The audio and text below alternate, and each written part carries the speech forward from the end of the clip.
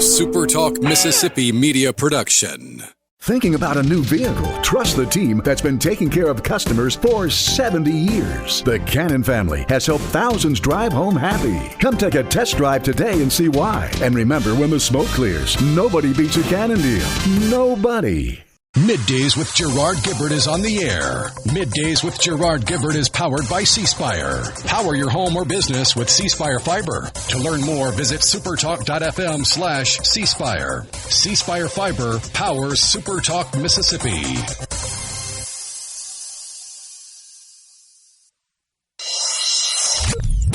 Get ready to go beyond the headlines and join a meaningful conversation with people from around the state. You're listening to MidDays with Gerard Gibert here on SuperTalk Mississippi.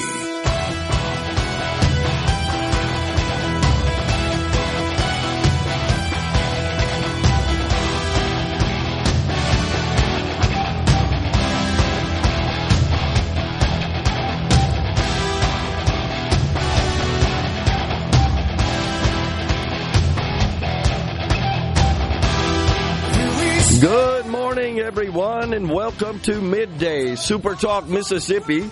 I'm your host, Gerard Gibert, along with Rhino in the Element Wealth Studio, guiding you through the middle of your day with facts, fodder, and fine music on this Friday Eve. Okay, well, you know the little banner on the bottom of a Windows interface that if you set it up to do so will kind of give you a little taste of what the weather is like. The taskbar. Yeah, there you go. It's called the taskbar, right? I got heat warning on mine again today with the red triangle and a thermometer, little graphic next to it. Heat warning. But it's going to get a little cooler over the weekend, like 90, bit. Right? Yeah. Something like that. Well, that's cool for August, right, in Mississippi. Typically a rather sultry month during the year. Man, we're all buckled up, ready to go. We got Starla Brown at 10:35. She is the Mississippi State Director for Americans for Prosperity. And then at 12:05, it's Jeremy Nelson, President of Element Wealth. Of course, Element Wealth, a sponsor of the studio for MidDays. We got some economic news this morning, and that concerns the Fed's favored inflation gauge. So it looks like that gauge fell. The personal consumption expenditures is what it is called. PCE declined 0.1% on a monthly basis in June, up 7%, from a year ago, in line with expectations. Now, core PCE, this is where folks, I think, maybe have some concerns. Core PCE excludes food and energy. That was up 0.1% and on a monthly basis, 3.3% from last year. So that was a little cooler than what was predicted by august economists. The annual figure was in line with expectations. So the bottom line is we still got inflation. It's just not as sharp as it was, so it's moderating somewhat. Deflation, of course, is when prices are falling. That's not happening. And deflation typically occurs when the overall macroeconomy is struggling. You just ain't spending as much money. The biggest factor that results in deflation is what you don't want, which is unemployment, massive unemployment. People just aren't working, aren't bringing home money, thus they're not spending money, and that causes prices to fall. That's not what's happening. We still have rather robust employment in this country. The unemployment rate still hanging around the same figure it has been. Goods prices were up 3% in June compared to a year ago, 0.7% from the prior month. Services prices up 2.3% from a year ago, rising 0.3% on a monthly basis. Now, something that did catch my attention, that is a bit of a concern, that's got the investment community and just industry in general sort of scratching their head, and that is that our GDP growth just announced, it slowed to 1.5% on an annual basis in the second quarter. Now, I think Treasury Secretary Scott Bessent was an excellent choice by President Trump and is an extremely smart and capable manager of that department. But Mr. Secretary is impressed as I am with you and your knowledge and your breadth of knowledge and your understanding of all the complexities of the economy and finance. Please quit telling the American people that we're going to experience 5% GDP growth this year. It's not going to happen. We haven't come close yet. And make no mistake, the Democrats are going to pounce on this in the midterms. The economy's not growing. It's a meager, tepid, anemic 1.5%. And they're going to pounce on that. I am convinced of that. So the economy's not growing, but inflation is still hanging around there with us. That's going to be a factor, if not the primary factor, in the midterm elections. Now, what the Republicans got to do is say, if the Democrats have been in charge, you'd be paying a whole bunch more money on your taxes. And not only, we're experiencing, sure, very moderate, limited GDP growth. Had they been elected, I believe we'd be in a recession. I think just the Tax Cuts and Jobs Act of 2017 expiring, which is what they plan to do, would have tipped us into a recession. I'm convinced of that. But that's one of those things, Rhino, where, well, nothing really changed. I talked about this a couple of days ago, so I don't really feel the impact of it. You know, had they been elected, you would have felt the impact. Republicans got to figure out a way to communicate the what if and to say, if you put these people in charge, this is what's going to happen. Because most people at this point say, well, yeah, I just don't see much difference in my life. Now, in a perfect world where everybody's got an above-average IQ, I think you could craft that political narrative. But just trying to reach everybody, especially the squishy middle that aren't plugged into politics on a daily basis and usually tune in about a month or maybe a week before the presidential election, I don't see that being a selling point.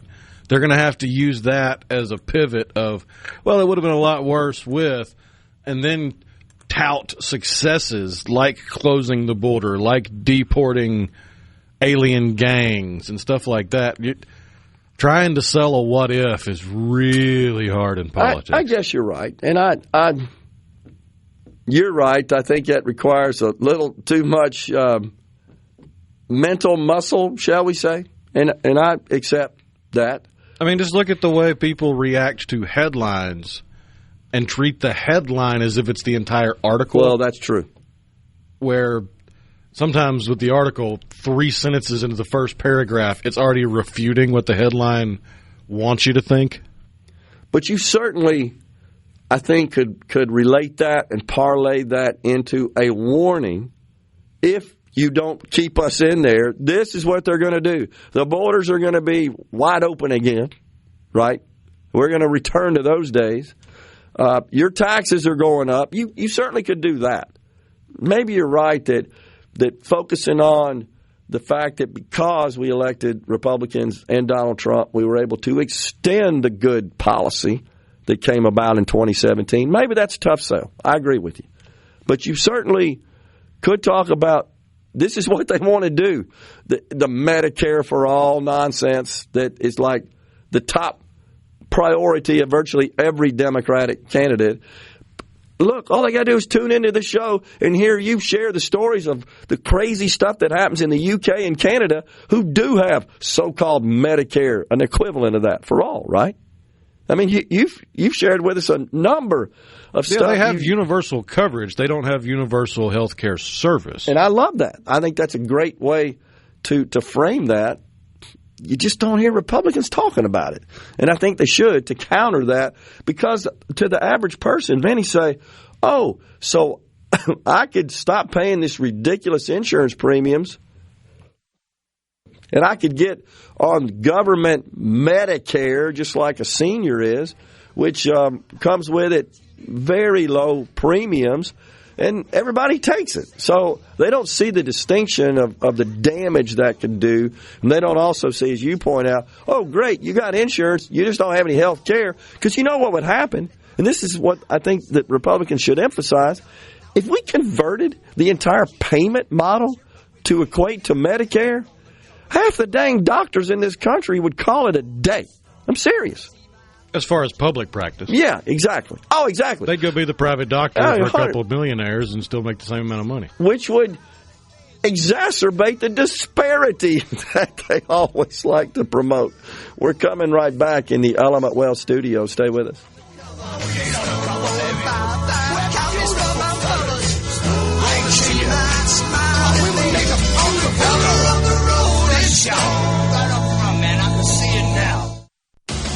Hello.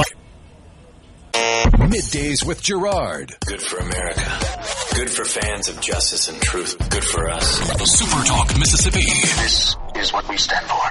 So don't stop me now. Don't stop me, 'cause I'm having a good time. Having a good time. A shooting star leaping through the sky like a tiger, defying the laws of gravity.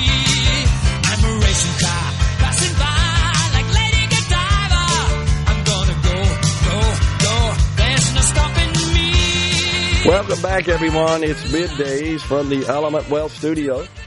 Are you thinking about retirement? Do you have a plan? Go to myelementwealth.com or call 601-957-6006 to let Element Wealth help you find your balance between income growth and guarantees. So, gonna pivot a bit. I saw a report, interesting, about using old practices to find water. Now, I can't remember the movie when I was a kid that featured, I can't remember who the actor was, that had like a stick. Was it a willow tree stick or something that would be like a fork, and they'd like walk around with it when it started shaking and vibrating. Oh, there's water right there. Drill right there. And so, been a lot of talk about water usage in this country because of the data center explosion. So, Phoenix is an area, of course, in the desert Southwest that ain't got a lot of water. It's kind of amazing that we stood up a big metropolitan city in the middle of Phoenix because of the shortage of water, which it relies on from snowfall in the Colorado River. And there's also, they have the Salt River that runs through Phoenix, and there's bridges over at Rhino. And most of the time you go over those bridges and look down, and there's no water in there. It's just kind of a rock bed. In the rare times that it rains, because of the surface, the ground surface itself in that area, it's like the interstate. So it's not like the water just seeps down and through. It's got to go somewhere is the bottom line. It ends up in that Salt River. And, man, it can rain for an hour, and all of a sudden that thing is several feet high because all the water is going in there. Like I said, it's not being collected elsewhere. Well, there are some home builders in the area. It's a popular part of the country. People like to live out there. A lot of the reason that is the weather. It doesn't rain. It's brilliant, beautiful sunshine, low humidity, and it is a very, very popular destination for wealthy people to retire. Just a number of these high-end neighborhoods, developments around golf courses typically. $5 million homes north of Phoenix, where we're about to be completed. And that's when it was discovered that the well supplying water to the area was running dry. So the construction manager said he drilled multiple test wells across the 5-acre desert tract of land there looking for another water source. Couldn't come up. Drilling dry holes for water, essentially. Quote, "We have to provide water to the homes. It's a necessity, obviously, to live." Standing near the original well. So instead of the traditional methods, an individual arrived from Fort Mojave wearing a broad brim hat. I'm looking at a picture of him. Sunglasses, got a blue T-shirt, some cargo pants on, and a Celtic cross hanging from his neck. And he had a pair of L-shaped brass rods, 3 wooden stakes, a hammer, and blue tape.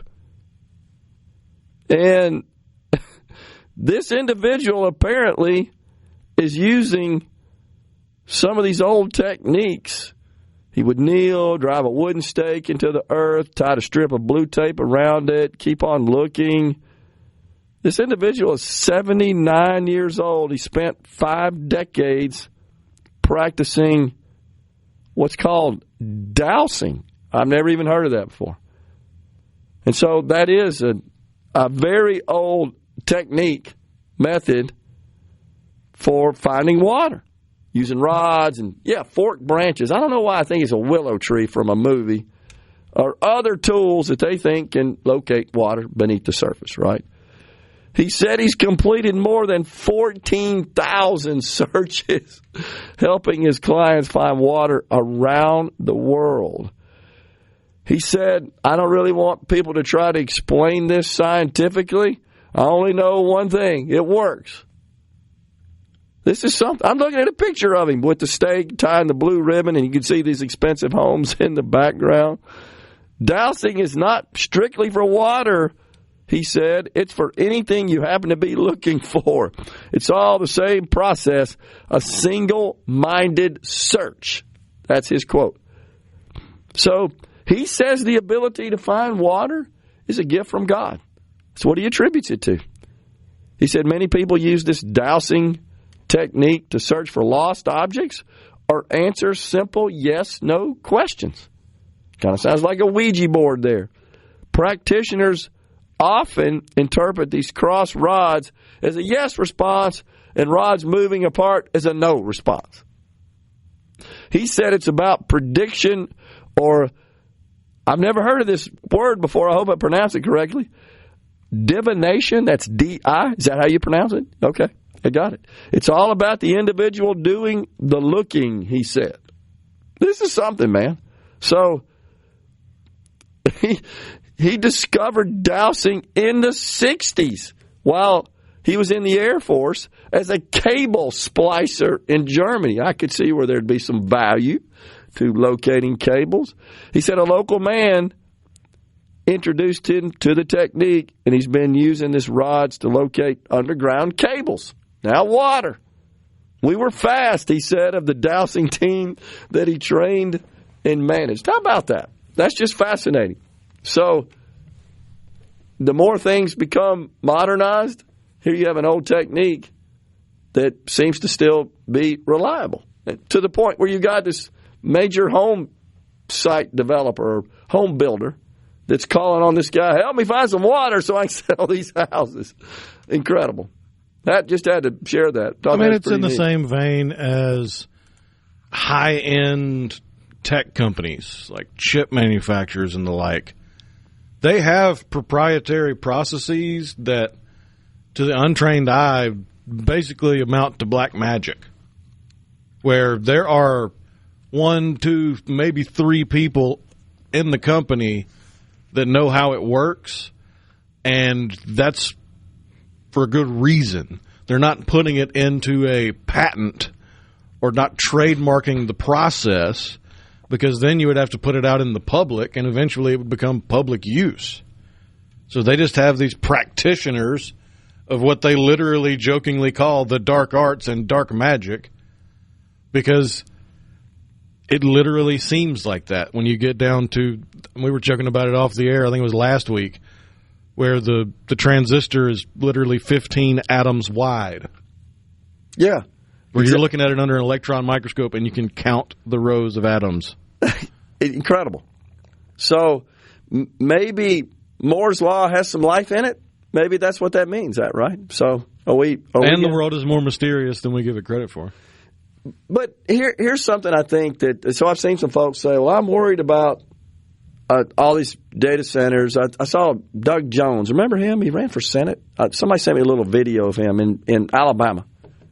Did he win? I can't remember. You know what I'm talking about, though. Doug Jones, political figure in Alabama is how I'm describing it at this point. I just seem to remember he was a Democrat candidate.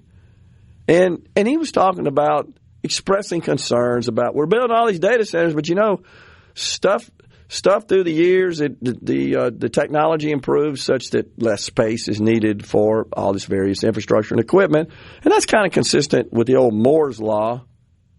When did Moore come up with that? The 60s, 70s, I think? It basically just said that, every 2 years we're able to double the number, as I recall, this is what the law says, the number of transistors that could be placed in silicon. Yeah, his first iteration was in 65, where Gordon Moore stated that components on a chip would double every year. Okay, every year. And then he revised it in 1975 to change it to doubling every 2 years. Okay, all right. So, but Doug Jones look, it's a legitimate concern.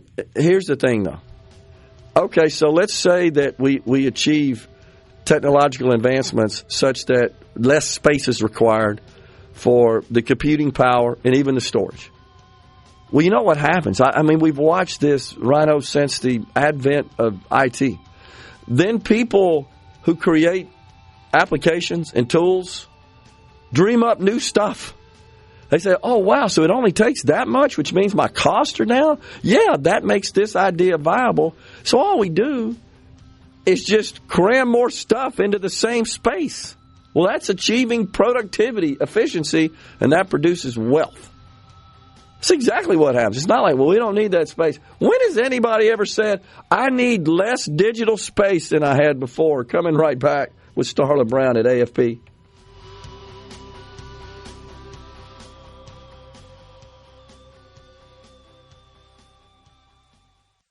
Listen at Gerard Gibert. He keeps his classified documents right where they belong. Inside a Journey record jacket from the 1980s. Gerard Gibert, SuperTalk, Mississippi.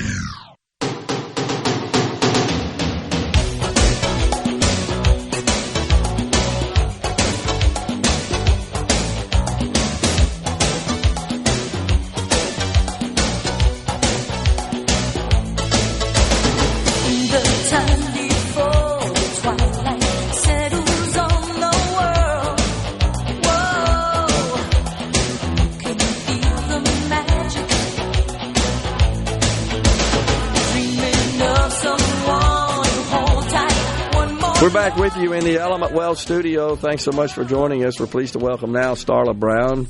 She is the state director for the Mississippi chapter of Americans for Prosperity. Starla, thanks for coming in. Yeah, good to see you, Gerard, today. Sorry for the somber things that have SuperTalk families suffered this week. I will always miss Lance, and he was just a great guy and an encourager. He was friendly, he was amazing, but he was always an encourager when I came in. And sometimes the work that I do needs encouragement. Yeah, so, we're all still kind of numb and in a state of shock and blown away, and he will certainly be missed, no doubt about it. But appreciate you saying something. So, we'll tell the folks first, Starla, exactly what is Americans for Prosperity. Tell us what are you and what do you do? I guess it depends on what day, right? so look, we're an advocacy organization, but primarily we are a grassroots organization. That is where we make a difference in policy and in politics. Okay. And so, our Americans for Prosperity over on our C4 side, we do a lot of work at the Capitol. We do a lot of work in D.C., supporting policy at both the state and federal level, and trying to, work our way through bills that are going to improve the lives of others, right? It's all about what are Mississippians going to gain from this, not what is going to be taken away from them. And so I think it's really important to know that. Our grassroots activity right now, a lot of it is focused on canvassing door to door. We're out, we're not like just when there's somebody running for office. That's not when we're just at the door. Okay. Now nationally, we're engaged in several Senate races and trying to make a difference there, as well as congressional races. Here in Mississippi, we're not engaged in any at this present time.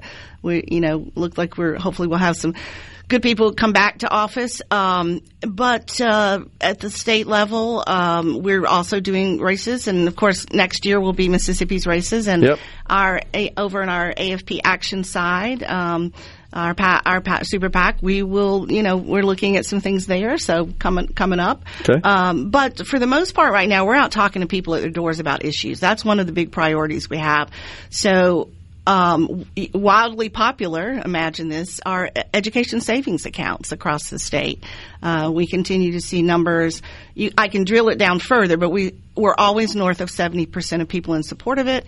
And we are going to be releasing some data here soon, but in some areas, in some days, it's 90%. And it is. And these are people who vote in the elections. Okay. Like they have the propensity to go out and vote. And so I think that's something to, for our legislators to be thinking about. We look forward to sharing this data with them, right? Okay. But we're also talking to people about other issues, one of which we hope to bring back to the legislature this year. I'm looking forward to talking more about this in the fall, but portable benefits, which was a piece of policy got through the House, went to some different committees over in the Senate, and just didn't quite make the deadlines.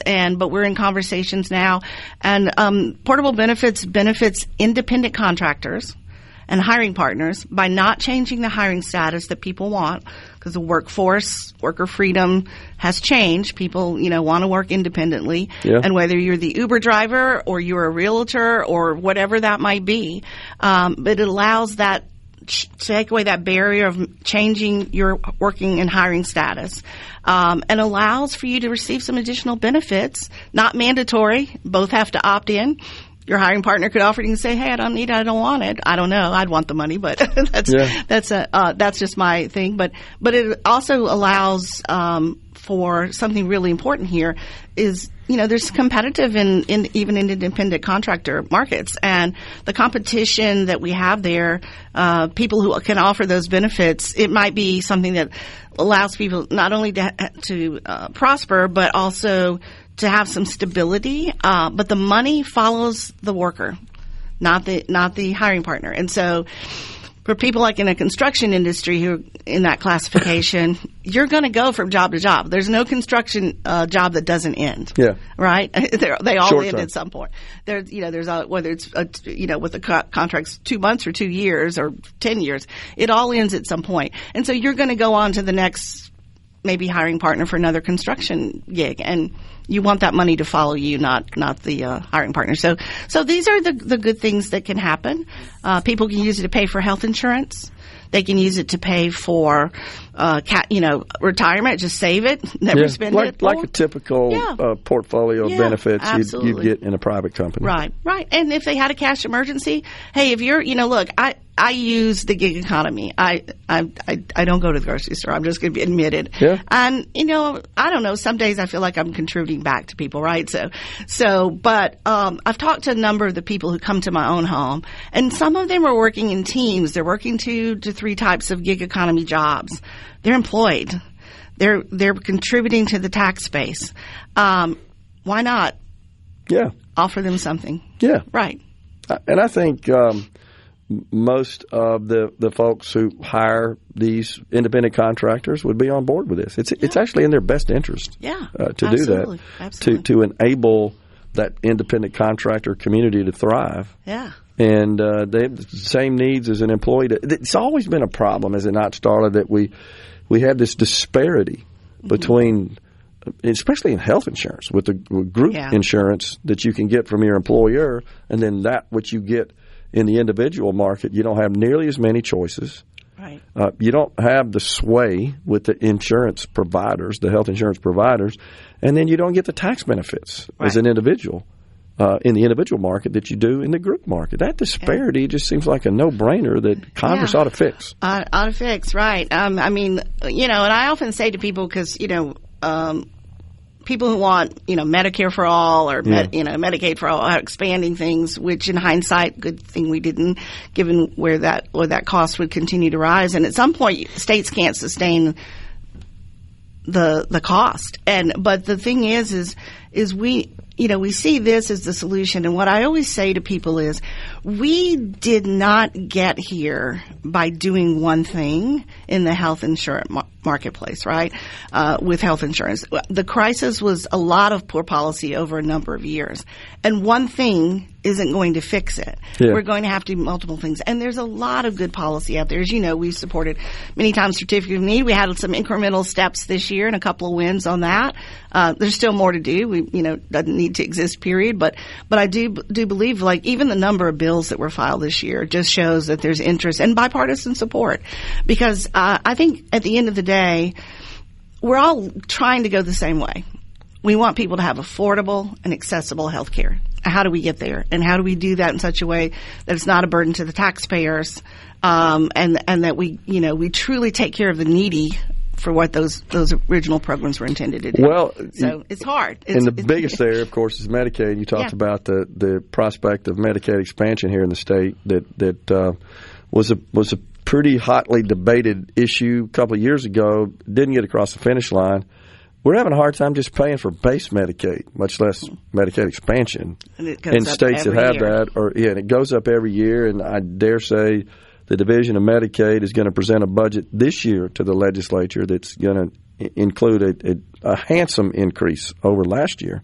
Yeah. So I don't see that reversing anytime soon. Yeah. And so we've got to start looking into other options that are out there, and especially options that don't necessarily cost the state anything, like health savings accounts. We made a little bit of incremental change there in the last year at the federal level, but we need to continue to do that. Like Farm Bureau here actually added an HSA as an option, a couple of years ago, and we supported that bill but look, we HSAs for everyone should be an option.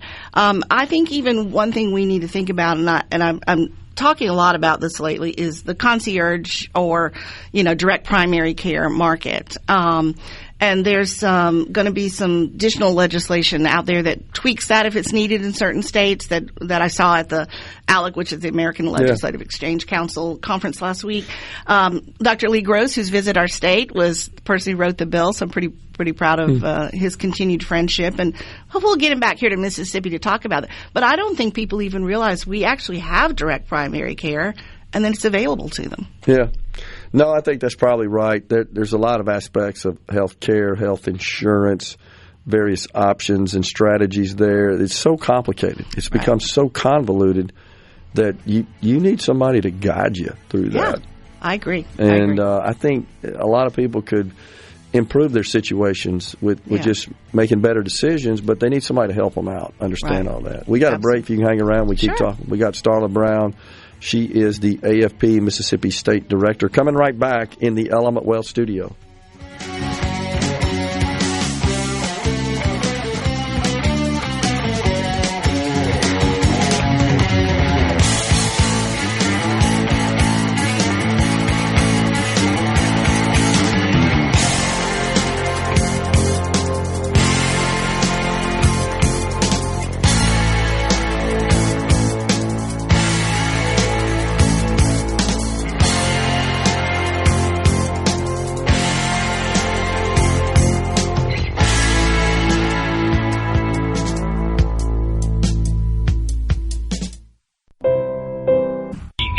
This program. Gerard Gibert. Here we go. This is huge. Huge news. Huge news. You need to listen to this. Middays with Gerard. SuperTalk, Mississippi.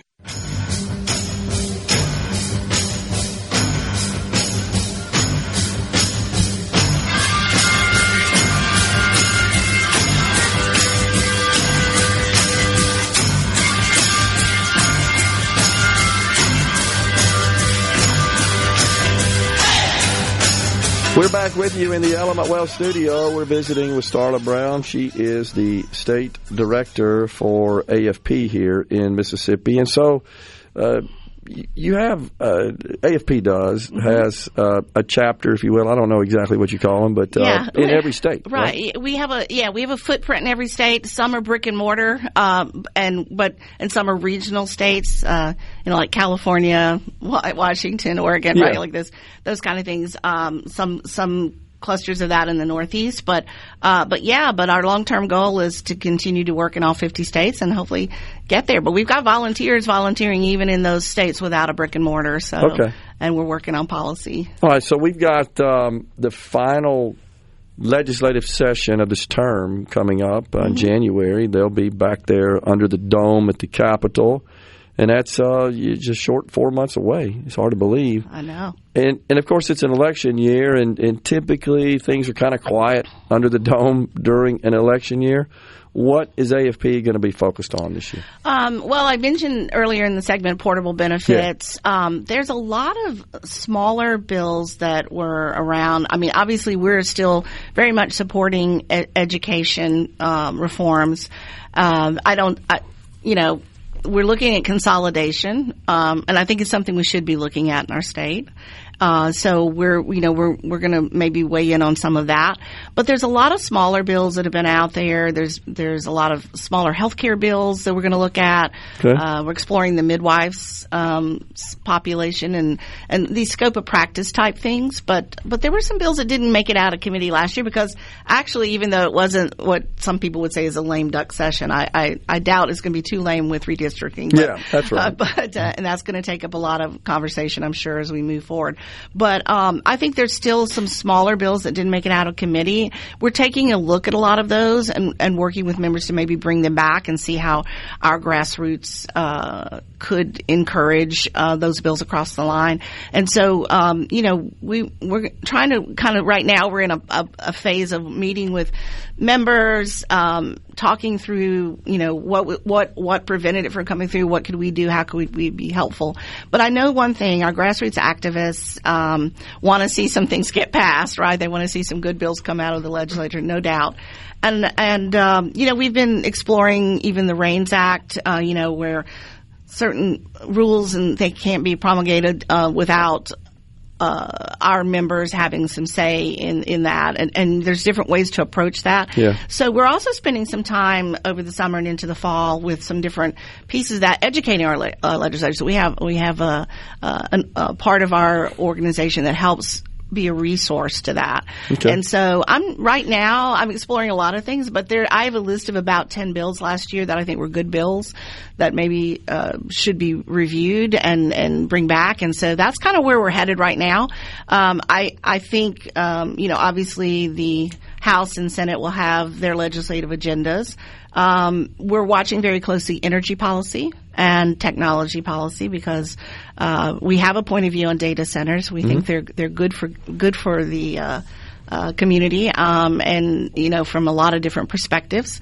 You and I talked a little bit about jobs and the economy and the growth and the broadening of a tax base, and so putting these moratoriums in place that stifle innovation and don't allow economy to grow, especially in a city like Jackson where your tax base has reduced itself significantly, just don't make a lot of sense. Right. And so we're going to be talking through that, but we'll be carefully watching some of those things. And energy abundance is important. I think actually AI data centers are sort of one leg of a three-legged stool that comes together around that. But getting permitting out of the way, getting processes, Mississippi contributes a lot to the energy piece here in the state, whether it's refining or distributing, et cetera.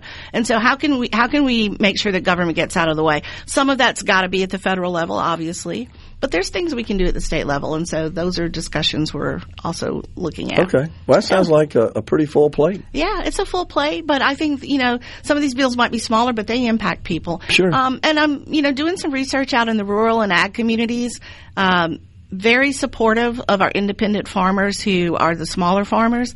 I've done a lot of research there, and I think there's a lot to be said about our farmer markets and these smaller farmers who have multiple revenue streams, right? And how they can contribute to the economy. And maybe if we want to make farming cool again, it's maybe looking at what we can do there, and then then the impact of things on larger farmers and how do we solve that subsidy issue. Well, they're hurting right now, especially in our state. Yeah. There's not any place to hide. The beef farmers are doing pretty well, but they sustained years of bad times, honestly. Times. Yeah, so we got some catfish farmers are now hurting. I know. And I remember, back in college at Mississippi State covering the catfish industry and what it meant to our state, what it means to the rest of the country, because not everybody's farming. That's it, right? So. Appreciate it. Okay. Starla Brown you. has been our guest. She is the State Director for Americans for Prosperity. Thanks for coming in, Starla. Appreciate it. We're coming right back. We got Fox News, SuperTalk News coming your way. It's Jeremy Nelson from Element Wealth at 12:05.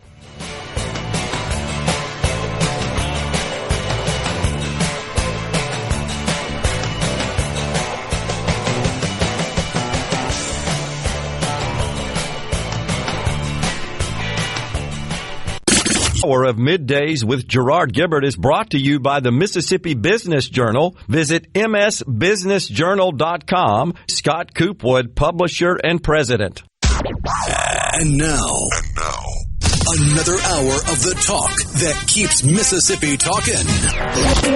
Middays with Gerard Gibert. Begin your transition now. Now on SuperTalk Mississippi.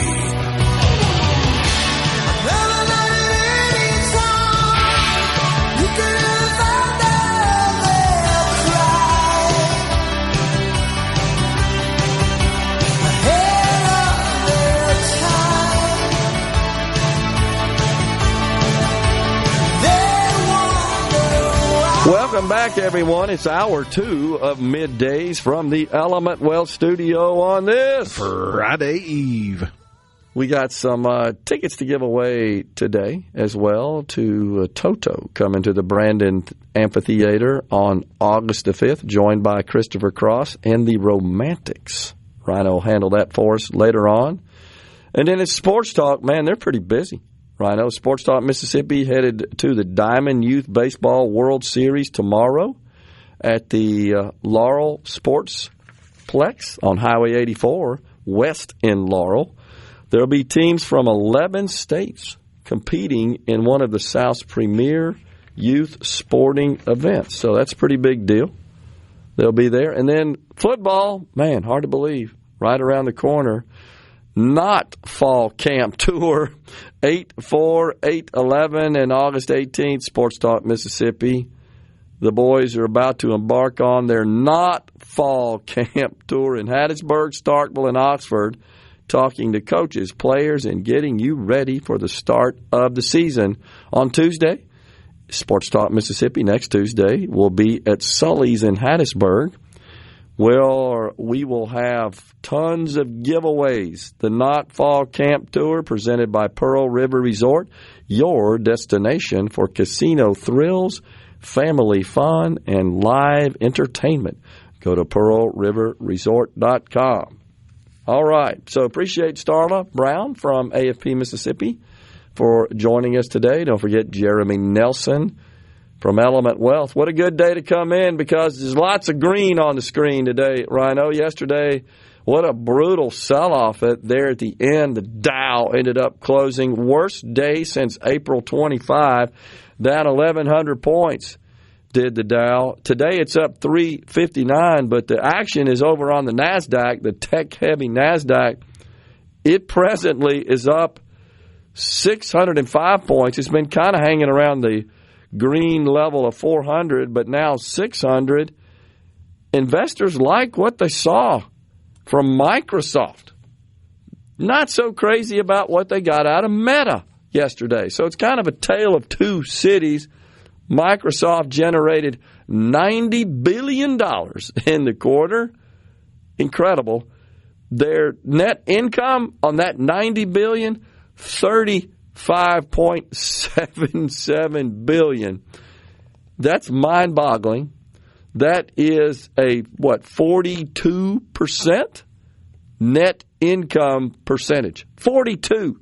Contrast that to Kroger. I'll just pick on them because they're in the grocery business. Most people are aware that the margins on groceries are not very good. Kroger makes about 3% to the bottom line. The health insurance industry is another one that's in that 2 to 3% net operating income percentage. But in the big tech, the story's totally different. Microsoft with a 42% mind-boggling net income. They investors liked what they had to say about their investments in artificial intelligence, their data center build-out, and the revenue they are producing from it. And now in the Xbox business unit, there was an impairment charge, so that's a one-time deal that you really can't look at. But today, shares are up 16%, a whopping $64 a share. That's what Microsoft is up at the moment. Meta, different story. Investors didn't like all the money they're spending on their AI build-out at this point. They're wanting to see more return on that investment, and so there's a sell-off. But Microsoft, on the other hand, Meta's down $51. 51. That's 8.76% at this point. So that's what's going on today. Also, over in the Middle East, which is a factor, of course, in the markets. That's what caused the big sell-off, largely what caused it yesterday. That and just uncertainty about the Fed. And even though yesterday the Fed kept interest rates level, there are 3 members of the board that dissented and think we should raise rates. Now there's a lot of buzz, Rhino, about a rate increase next month. So, or maybe in September.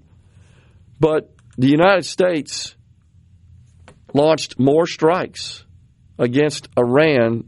Fighting really got escalated considerably, the attacks did, as the U.S. renewed its strikes on Iran. Central Command announced earlier this morning it had launched new strikes in response to Iranian forces targeting U.S. military installations in the region. And the president is really getting frustrated about this, getting very upset. And so Central Command said the strikes aim to further diminish threats posed by Iran and its proxies to American forces, commercial shipping, and neighboring Gulf countries. And the Saudis are getting involved as well here, Rhino. They launched their fighter jets and attacked Iran-allied militias. We talked about this yesterday. They did it again overnight in Iraq, who, again, is known for harboring bad guys. That's what they do.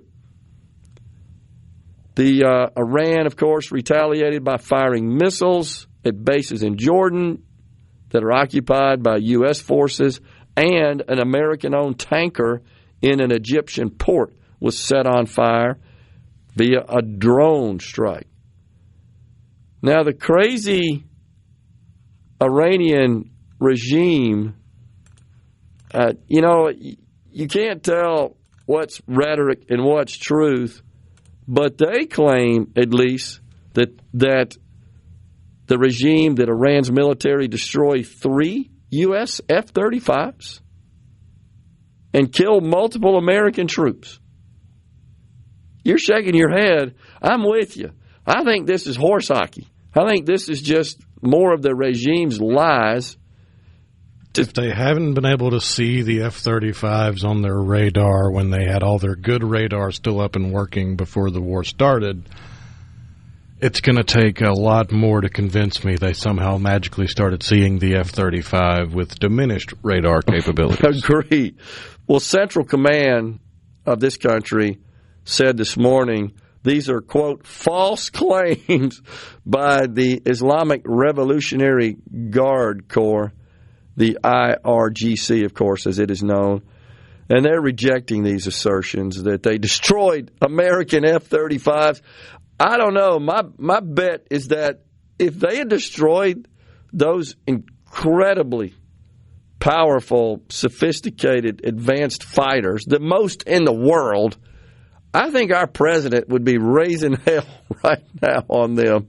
That's my feeling. But no, I don't believe this happened. Your explanation, I believe, is quite rational and plausible. So the command is also rejecting reports that a commercial oil tanker had broken through the blockade. They said that the vessel had not breached America's, what they described as a steel wall blockade. More than 20 warships, hundreds of aircraft, and thousands of service members are still deployed to enforce the blockade, according to official communications from U.S. Central Command. So that's what's going on there in the Middle East. It just sounds like another night of attacks by this country. Iran vows to, quote, punish the aggressor today. That's what they say after what they described as a heavy wave of strikes hit their country, imposed, of course, by this country. Yesterday, by the way, on the Hill, oh, geez, Dr. Anthony, lock him up and throw away the key, Fauci. 111 times, I believe, is the official count of him invoking his Fifth Amendment constitutional rights. What a little dweeb that guy is. So he went from boasting about his celebrity status, right, to being under the gun there. He to me, looked a little stressed. He looked a little, I'm too good for this. So smug, so arrogant, so condescending. How dare they question me? And he claimed that Senator Rand Paul has an obsession with him. Dude, you have an obsession with yourself, which is why you behaved the way you did and imposed untold carnage in the form of human suffering, death, and massive economic damage on this country and planet, all because of your dead-gum hubris. Coming right back in the Element Well studio.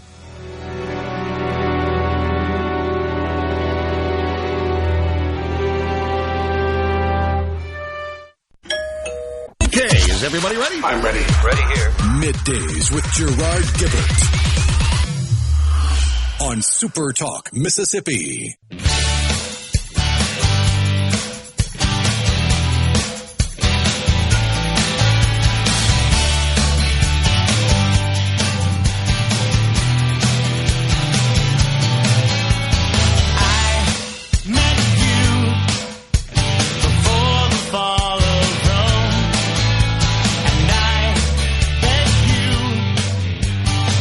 We're back with you in the Element Well studio. So back here at home, it's the redistricting conversation that is gaining a lot of steam. Lieutenant Governor Delbert Hosemann appointed senators from all four of the state's congressional districts to assess the prospect of drawing new lines. So on this committee, it was announced Monday, members of the Mississippi Joint Committee on Reapportionment and Redistricting is what it's called.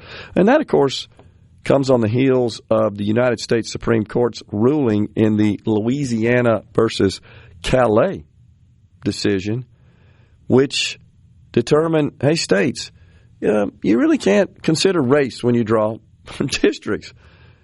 Where you been? I guess it took, Rhino, a Supreme Court that was not comprised of justices, I should say lawmakers in robes, as the saying goes. Bleeding heart blowhards, as I call them. That sought to use their power, their judicial power, to essentially affect law, but more importantly, to promote and advance their personal ideological agenda. That ain't the way the court's supposed to work. So we got people now that in position on the court that are certainly, for the most part, are ruling more consistent with the original objective and mission and constitutional function of the court.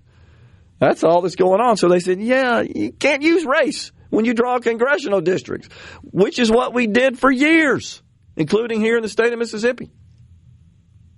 That's discrimination.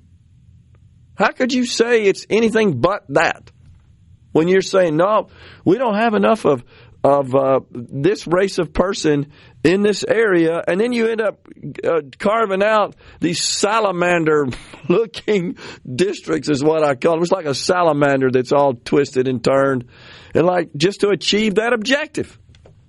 It's been going on forever across the country.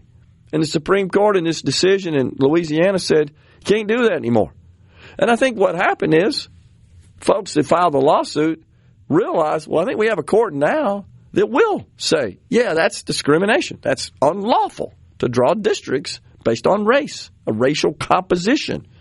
The acronym BVAP, Black Voting Age Population, that only even applies and exists because of that practice. Without that discriminatory practice, that wouldn't even be a thing. But you've heard politicians before say, yeah, I thought about running in that district, but the BVAP is X, and I don't think I can win. Well, it means that the district's been drawn based on the racial composition. That's wrong. It's just flat out wrong. So where I'm going with this is the lieutenant governor, and I think the speaker has as well, or has he formally announced his committee? Maybe not. And I'm looking, by the way, folks, you can check this out at supertalk.fm, this article penned by our journalist in the news department, Caleb Sailors, who's on the program regularly on Friday, giving us an update. But so the committee is chaired by Senators Jeremy England and Lane Taylor. Senator England, of course, from Van Cleve. Taylor, the Republican from Philadelphia. And then the Congressional District 1 reps on the committee. These are senators, Daniel Sparks, Angela Turner Ford, a Democrat. So you got a Republican and a Democrat. And then District 2, you got a Republican and a Democrat. Senator Briggs Hobson from Vicksburg. And then Senator Albert Butler from Port Gibson, the Democrat. For District 3, it's Senator Josh Harkins from Flowood and Senator Dean Kirby from Pearl. District 4 on the coast, Senator Bryce Wiggins and Senator Mike Thompson, both Republicans. So District 1, a Republican and a Democrat. District 2, a Republican and a Democrat. And these are just individuals who reside in those respective congressional districts that have been appointed to the committee. So there has been some concern expressed over the fact that the lieutenant governor included 2 Democrats in this process. Of the, 8 on the committee and 2 chair, total of 10.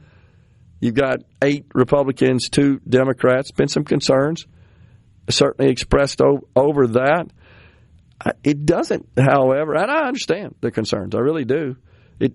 I don't know, given that there's only 2 of them, depending on what the committee discusses, how they could have any power, I guess, over whatever the recommended redistricting lines are that comes from this committee's meetings and proceedings. So we shall certainly see that. And then we've got some stuff going on with respect to up in DeSoto County in particular. There are some concerns there. There's lawsuits. And interestingly enough, you got a situation where some Mississippi Republicans and the NAACP are together in this DeSoto County redistricting suit. Talk about politics making strange bedfellows. So the lawsuit claims a new majority black sub-district is unconstitutional and denies most residents a vote.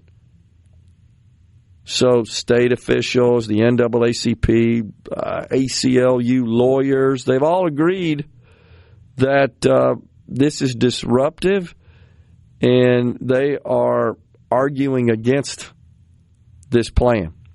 They're asking a federal judge to halt the November election and order a new one. How bizarre is that? So Republican politicians have all but confirmed that the state Senate districts in DeSoto County will be redrawn before the next legislative election. You've heard the governor say that. In 27, if a group of residents gets their way, these that are the plaintiffs in this lawsuit, they'll have to revisit the court districts as well. So this is really evolving into quite the controversy here in the state of Mississippi. There are just some residents in DeSoto County that are not happy with what they characterize as unfair election rules. They've sued the governor, the Secretary of State, Michael Watson, and Mississippi's Attorney General, Lynn Fitch. And they're aligned with the NAACP and lawyers, I think for different purposes, though, however, have a different objective. The lawsuit takes issue with the slate of changes made to DeSoto County's system in 25. And that, of course, you remember, we talked about that on the program. The legislature established the county as its own Chancery Court district and added a circuit judge and a chancellor. So effective in January of 27, you'll have 4 circuit judges, 3 chancellors. 3 circuit judges and 2 chancellors serve the whole county and are elected by all of its residents, but the added members would be elected by a single majority black sub-district in the county. They would oversee county cases as well. So you see where the controversy is cropping up there. We're going to keep an eye on this and see where this goes, but it's certainly causing lots of controversy and angst, shall we say, in DeSoto County in particular, but in the state. There is some concern as well that the redistricting the committee does not include anyone from DeSoto County, which is the 3rd largest in the state. I guess you can make your own mind up as to whether or not that is reason and justifies, if you will, that the lieutenant governor should include somebody from that county in this redistricting process. And I guess what you have to accept, Rhino, is that the people across the state of Mississippi elected the lieutenant governor, and when you do that, you empower those political positions with the ability to make these kinds of decisions. And that's what you have to live with at this point. So I kind of wonder if the senators, especially from that part of the state, will maybe have a conversation with the lieutenant governor and express their concern and see if there's any changes made. Maybe the committee expanded. I don't know at this point. But that's kind of what's happening in the state. That's probably the biggest news politically is this whole redistricting conversation, not only with respect to the congressional districts, U.S. congressional districts, but certainly with what's happening in DeSoto County as well. Coming right back in the Element Wealth studio.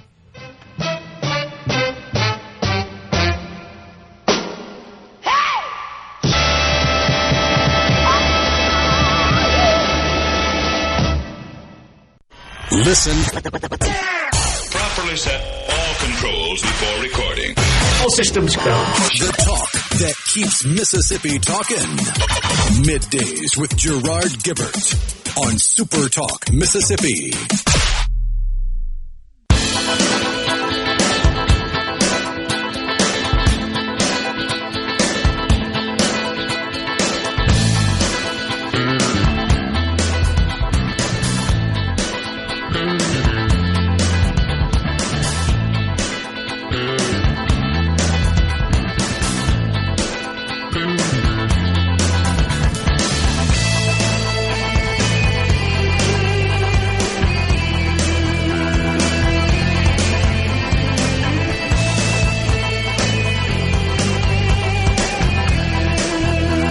So yesterday in the great Sunshine State of Florida,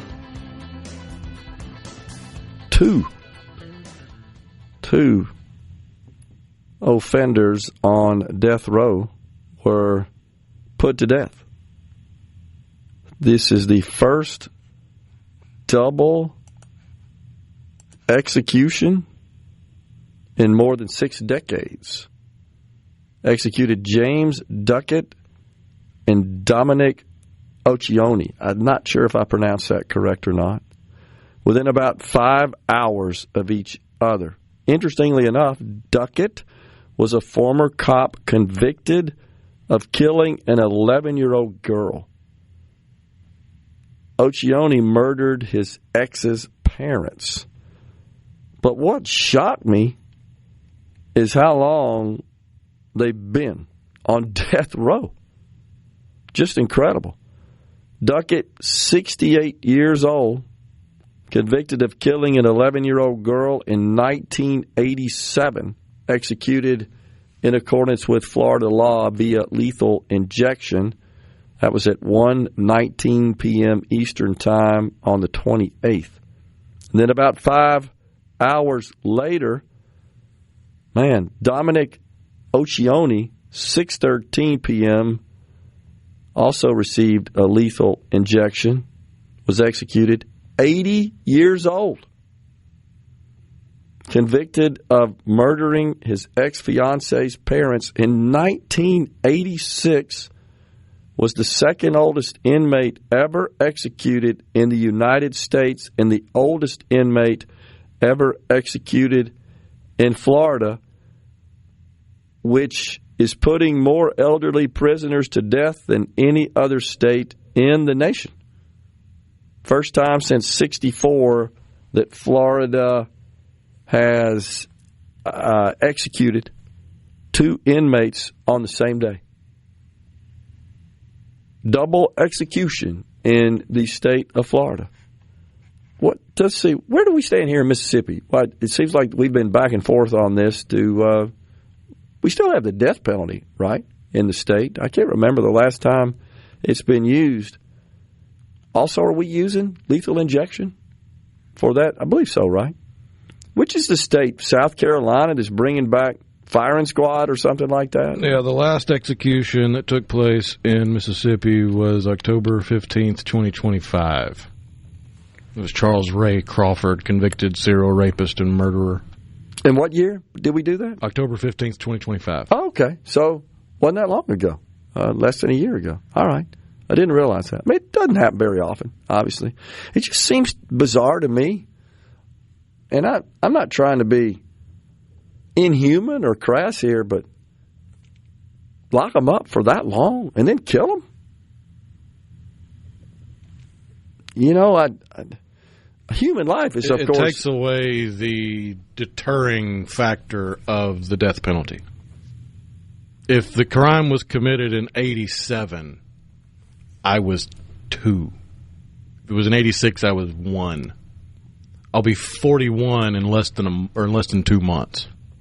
So anybody connected to the crime still remembers it, but anybody in the public, anybody that might be thinking of doing something nefarious, it's no longer a deterring factor when it takes 40 years to execute the offender. Yeah. And this all goes back to the death penalty was done away with because of bleeding heart blowhards, and it was reinstated. But once it was reinstated, you got more bleeding heart blowhards trying to bend over backwards to ensure that the scum of the earth are afforded more rights and privileges than the victims. Yeah. I am of the opinion, if it's a clear-cut case, throw the switch. Set up the injection. Set up the firing squad. Stick them in the gas chamber. Hang them from a long rope. If it's clear-cut, why are we wasting tax dollars giving them 3 hots and a cot for multiple decades for them to then finally get around to offing them?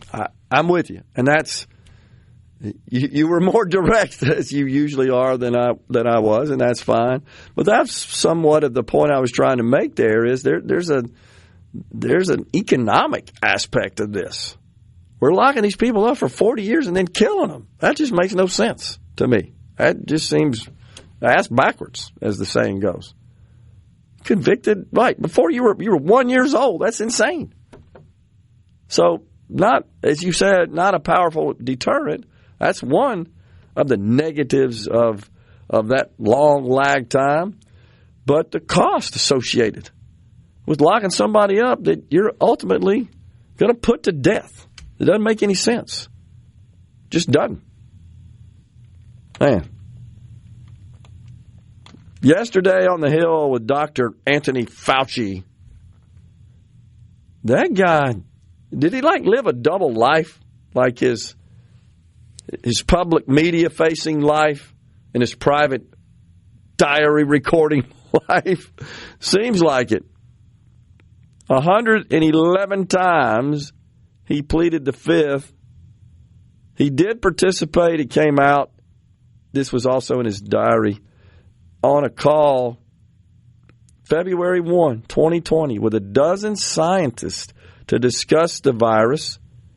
That's what his note said. 10 of the 12 scientists on the call said they felt deliberate insertion of the virus was possible, according to Fauci's notes. Deliberate insertion. That's weird. Quote, AKA China did this on purpose. Yes. They bring up the possibility that this could have been deliberately inserted. Just never heard the word insert as a way to describe. It came out of a lab, and it was intentional by China to transmit that into this country and blow the place up. Deliberately inserted and either accidentally released or deliberately released by a crazy person in the lab. The former being the most likely. That's what Fauci wrote in his book after the call. Now we know the market was not the source. It was the amplifier. But that ain't what he said to the public, Rhino. He freaking lied. What else do you call it? I mean, when you spend that long in D.C., the evil rubs off on you, I guess. Because, I mean, there's video of him on CNN getting glowing reviews from the idiot talking heads and talking about how, I think it was 2022, he's like, I would love to go in front of Congress. I'll answer any question. Because he was talking about a freaking Democrat Congress that would lob him softballs and praise him and talk about how glorious he is. Yeah. So, because don't let the left memory hole their whole cultish obsession with the man. They had little zero testosterone twerps singing jingles about the guy. Well, you showed me that one yesterday. That was hilarious. Guys, I got to tell you, Rhino doesn't mind if I say this. We've talked before about how when we complete the show, we kind of wind down. Rhino will come in the studio on the other side of the glass here, sit down where the guest sits, and he always shares some rather entertaining video content. And yesterday, it was this, I guess you'd call him a dude, but I use that term loosely, a guy that had created this little jingle. What was the song?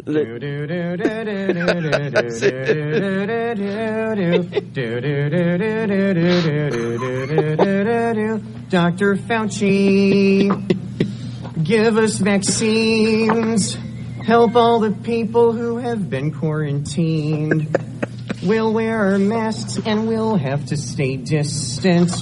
We'll wash our hands and we'll be more resistant. Fauci, yes? Promise us, please.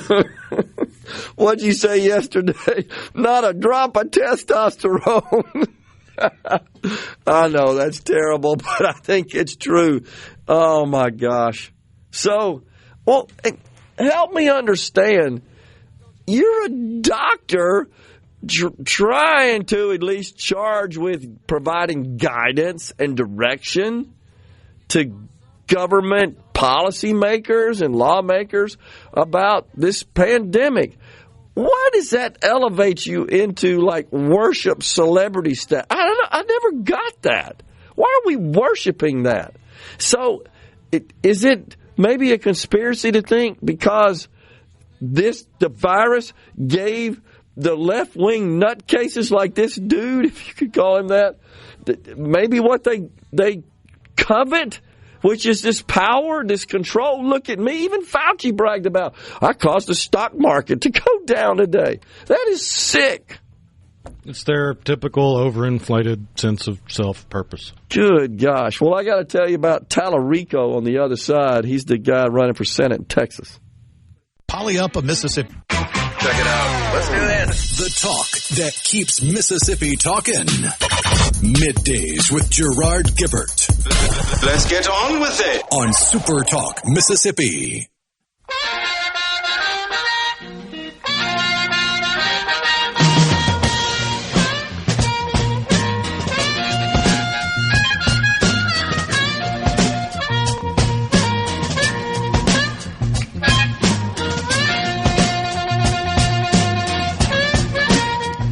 We're back with you in the Element Wealth studio. I'm just going to say that the people who worship this guy, this Fauci, they're as nutty as he is. It's Tallarico. So, don't know if you've seen this story. He's running, of course, he's the Democrat nominee for the United States Senate in the great Lone Star state of Texas. So, maybe something that will be a liability for him in the race is that a resurfaced photo of him celebrating Fauci action figure is now being distributed. I had forgotten that there was a Fauci action figure. And Goofy Tallarico posted about it in 21 on his Twitter account. He's holding up the doll in front of a Christmas tree. Fauci, of course, the doll's got Fauci in a white mask and a lab coat. Has a stethoscope tucked into the pocket, of course, of the lab coat. The box, by the way, points out that the Fauci doll comes with a, quote, removable mask, exclamation point. Says it's the toy for ages 14 and up. Are you serious? Tallarico, he's just ecstatic about it. You could tell in this post. Is there a price tag on the doll, or were they giving them away for free? I don't know. Because if they weren't giving them away for free, the ultimate irony here is all the leftist whack jobs that think socialism is better than capitalism. It's true. We're participating in capitalism by buying their little idol of Dr. Fauci. Good point. He said, Tallarico, I got the coolest action figure for Christmas. Thank you to all the healthcare superheroes working today. Let's help by getting vaxxed and boosted. Oh, my gosh. So this is surfaced. What a sicko. On the C Spire text line, Kent and Brandon, I was talking earlier about this story out of Arizona where they've got this senior gentleman that's being called in by a residential housing developer to find some water using the old dousing techniques. By the way, I think the movie I was talking about, I looked it up, is The Hanging Tree from 1959 was the name of it. And there is a scene in there that's got a dousing process being featured. So on the C Spire text line, Kent and Brandon says, I have found a water pipe in the ground using a metal coat hanger cut in half and bent at a right angle. Slow walk with one loosely in each fist, and they slowly cross over each other, went over the pipe. An old plumber showed me that. Interesting. Bill from Saltillo says, I've been using dousing since the 1980s. An old plumber taught me how to do it. I found water and sewer lines under streets and in yards on multiple occasions. Walter in Tupelo says, Idaho uses firing squad as primary form of execution. Mississippi has firing squad for backup method. Thanks for that. Didn't know that, Walter. Dowsing are what we like to call witchy sticks. A lot of people in construction swear by them, but I've seen it be off as much as on. Got it. Russell in Eupora says, was the movie The Water Diviner with Russell Crowe? Yeah, I know that did feature a dowsing scene, but what I recall, Russell, this was something I saw as a child. I want to say it was a black and white film, but I think it's The Hanging Tree. I've done it, what does it say, with core copper. Yeah, I've done with the solid core copper wire to find ground rods at Key Field. Yeah, that's the airport over there in Meridian. Interesting. So lots of folks are familiar with this. This is kind of interesting. One way or another, Fauci will get his comeuppance, says Shaq Bully. And Biloxi also says, I hate to say it, but Trump led Iran right where they were dying to go, right into costing us the midterms. Maybe. There are some reports today. I found this interesting, if I can find it now, about Iran possibly being involved in some cyber attacks that are causing problems here in this country. I think on a water system, if I'm not mistaken. So, not surprising that they would use sort of covert digital warfare on this country. And it looks like that maybe that is happening right now as Iran, is unleashing cyber attacks. I think we can expect to see way more of those as well. Not a good thing. Make sure you got your cybersecurity software all up to date. Incredible. Coming right back in the Element Wealth studio after Fox News and SuperTalk News with Jeremy Nelson, the president of Element Wealth.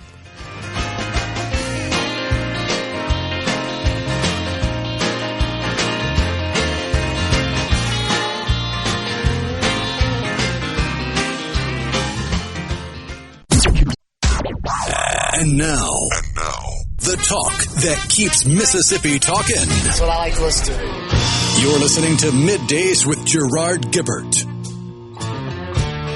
here on SuperTalk Mississippi.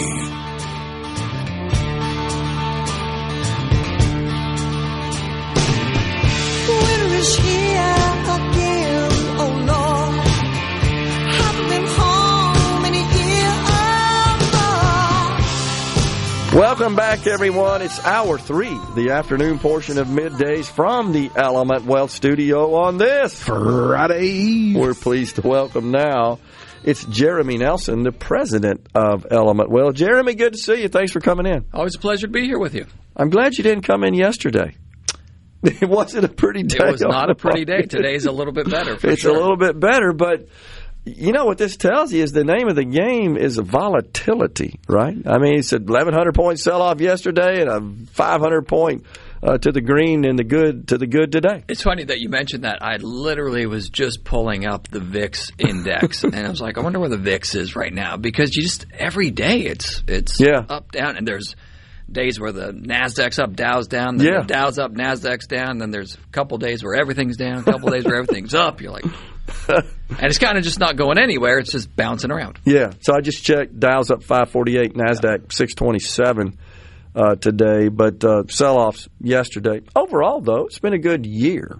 Yeah, so far, I mean, it's been a good year. I mean, we're kind of low single digits, or high single digits, low double digits on different indices. So it's been a good year. It hasn't had the same. We'll see what the follow through going into the midterms looks like. But, overall for a midterm year, it's pretty good right now. Not bad. So, we've talked about this before. When do we get away from this Fed watching, and now it's Fed and war watching? Right, yes. It's really kind of what's driving Wall Street in decisions. But I will say, when you look at these big tech companies, the chip makers, the hyperscalers, fundamentals are starting and technicals are starting to drive investment decisions. Well, right? Absolutely. I think we saw Google would have been an example. They got really hit after they came out with their earnings and then talked about how much their capital spend. Negative cash flow. Yeah. Negative free cash flow. They're really, they're doubling down. A lot of these companies are going into debt.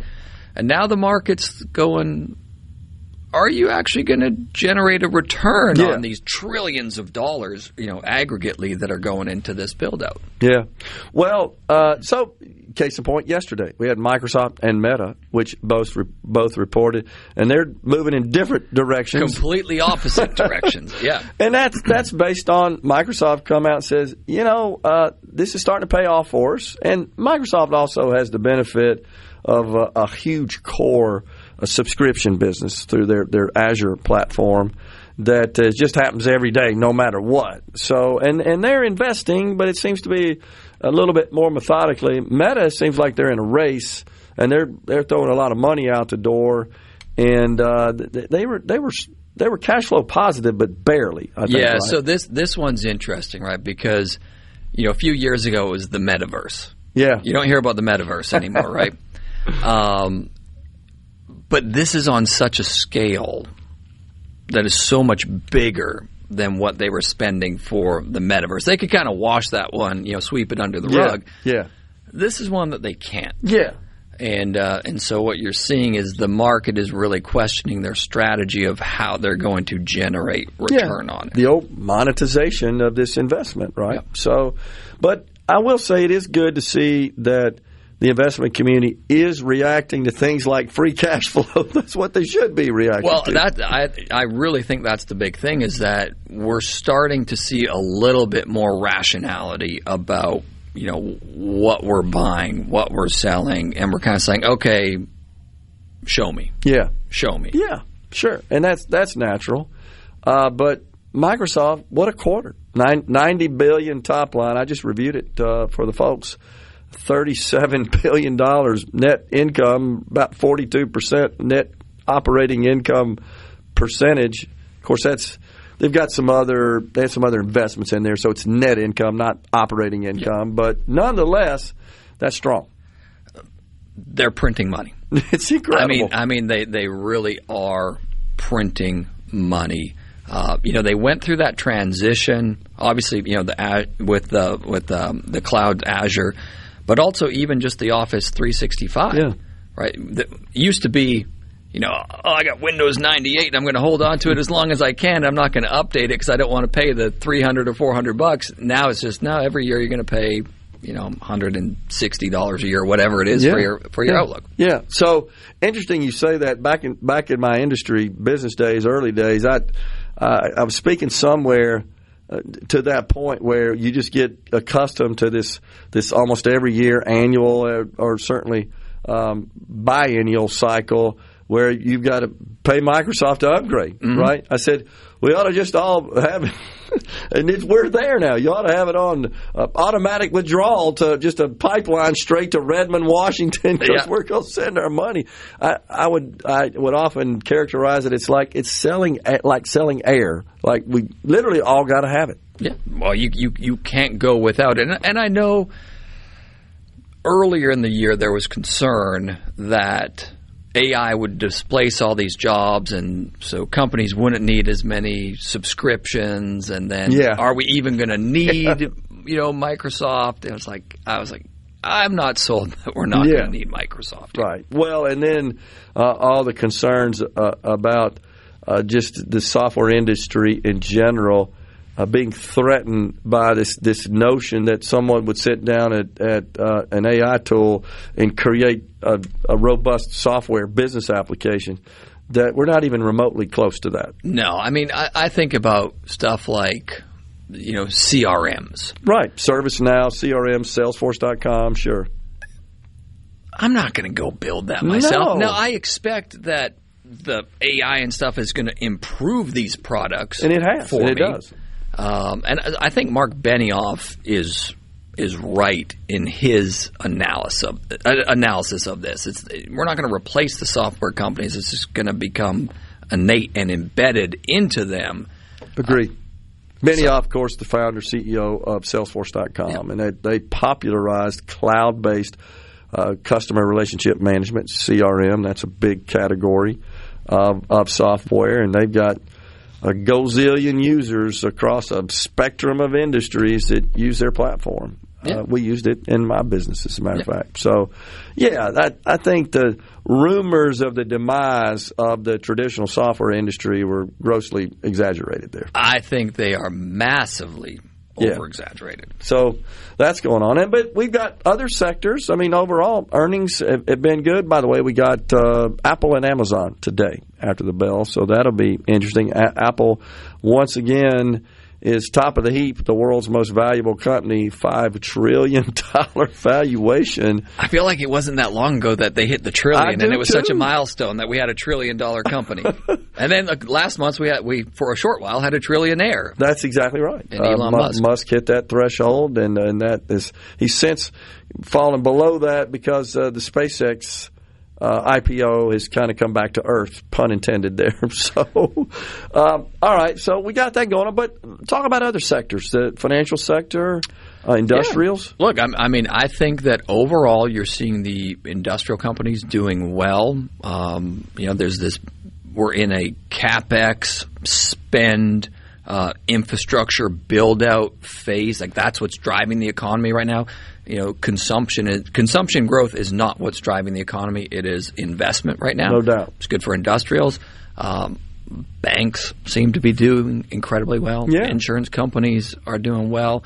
There's not a lot of businesses today that are really struggling. And then when we look at the beat rate on earnings, we're seeing a lot of companies that are really making a lot of money. Now the question mark becomes, is this kind of the peak in the earnings cycle, and can it continue? Okay, sure. Well, how about this? A year or so ago, there was all this concern about the maturing of commercial debt. Over $1 trillion is coming due, and these folks are going to probably have to refinance at much higher interest rates, and that's going to have an effect on earnings and CapEx, et cetera, et cetera. That doesn't seem to have quite panned out as predicted. What happened? It has not been nearly as negative. Yeah. Right? We were talking about a few years ago all the debt that was going to mature in, so real estate debt, but also things like high yield, corporate debt. Everything's kind of been fine. Yeah, it's been fine. I mean, what I will tell you is the people who run these companies are really smart. Super smart. It's not like they don't see this and and have a plan. Yeah. So I think overall you see corporate debt levels are pretty reasonable. Balance sheets look good. Companies are profitable. Cash flows are good across different industries. And you're also starting to see on the commercial real estate side a bit of a push to bring people back to the office. Yeah, exactly. All right, we got a break. On the other side, let's talk to the folks about what they should be thinking about in their investment activities, especially those that are perhaps approaching retirement. Lots of opportunity out there. It's a great time. Coming right back with Jeremy Nelson, president of Element Wealth.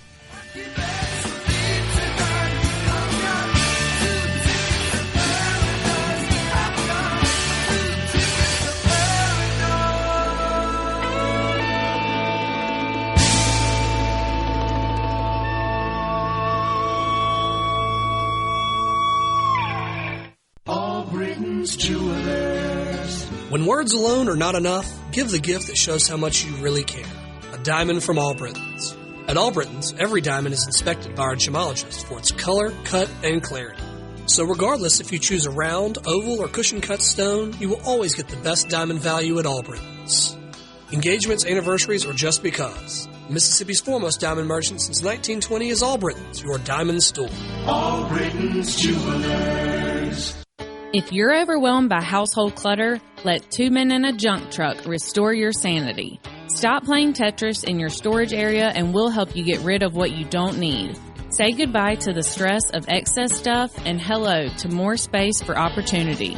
Visit 2meninajuncktruck.com to learn more and schedule your free, no-obligation appointment. That website again is 2meninajuncktruck.com. Reclaim your space and reimagine your home with 2 Men in a Junk Truck. Just hear.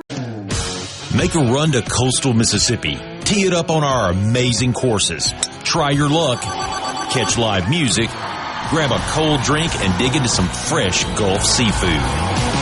With plenty of towns to choose from, you can pick a spot or ride the rails and check out a few. Visit coastalmississippi.com. Then play Coastal Mississippi and have some fun for fun's sake. Frisco Deli, serving giant sandwiches, award-winning rib plates, and original recipe catfish with a family-friendly atmosphere. Open 10:30 a.m. to 8 p.m. Monday through Friday. Frisco Deli, we have something for everyone. Located just off Pearson Road on Phillips Lane in Pearl. Come see us. When it comes to metal roofing and complete metal building systems, choose a pro that you can trust. For steel roofing, siding solutions, and complete metal building systems, Majestic Metals in Gluckstadt has the answer. Online at majesticmetalsinc.com. No filibuster, just everything you need to know to start your day smarter. Mornings with Richard Cross on SuperTalk, Mississippi. Middays with Gerard Gibert. It is on SuperTalk, Mississippi.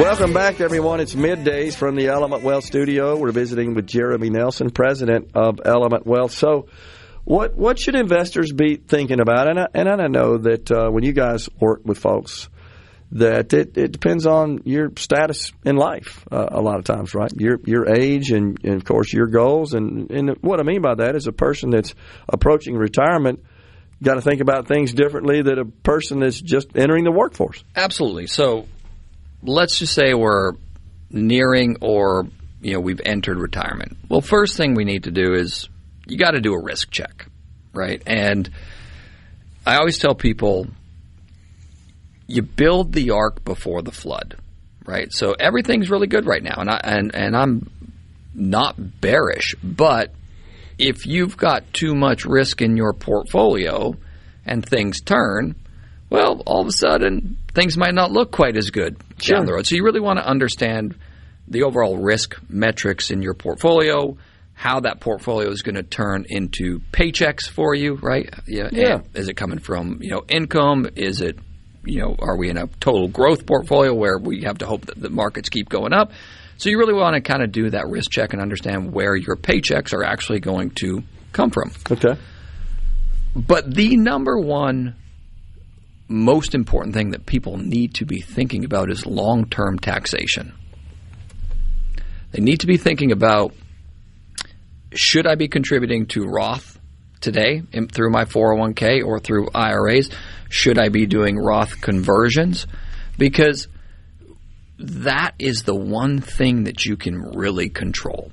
You're not going to control what markets are going to do. Markets are going to do what they're going to do, and generally speaking, over time, they should do well.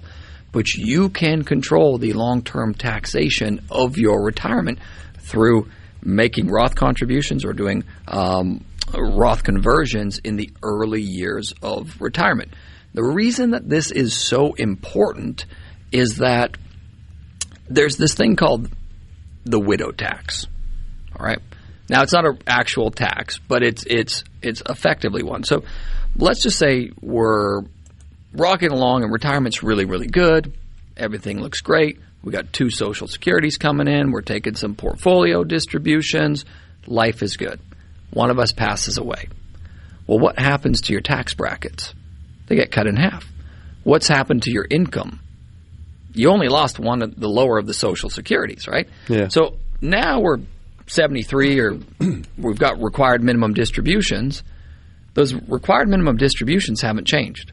So the amount that you're going to have to pay tax on is still the same. And your Social Security income sources are generally the same. You lost the lower of the 2 Social Securities, but your tax brackets are cut in half.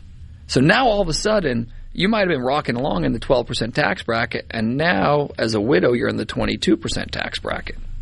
That can have a massive impact on your retirement, how much money's left over for kids. So to me, thinking about long-term taxation is really important. I make the argument that this is the best tax code we've had for people ever. Yeah, I agree. Tax rates are phenomenal right now. I agree. If you're not filling up and using those 10 and 12% brackets, and then eventually your RMDs are going to push you into the 22% bracket no matter what, that 10 and 12% bracket, it expires like bad milk, right? You can't go back and go, oh, let me do this retroactively and take advantage of this. So you really want to be thinking about these things right now, and you want to be thinking about how's my portfolio going to generate these paychecks for me so that when the turbulence comes, and it will, I mean it always does, right, that you understand exactly how your portfolio should be working so that you don't get into that panic mode. Okay. And plus we've got increase in the standard deduction as well, and then the $6,000 enhancement at least through 28 for seniors on the standard deduction, which is helpful. Absolutely. And then little things like using the QCD, right, the qualified charitable distribution from an IRA once you're 70 and a half. So if you think the standard deduction is $32,000 this year, right? And then if you're 65, you get this extra $6,000. So how many seniors are actually itemizing their taxes? Yeah. So if you're giving money to your church, you're not actually taking a tax deduction for it. That's right. So send it from the IRA, right? That's not taxable, and then so you're effectively deducting it, and then you're using your full standard deduction. Yeah.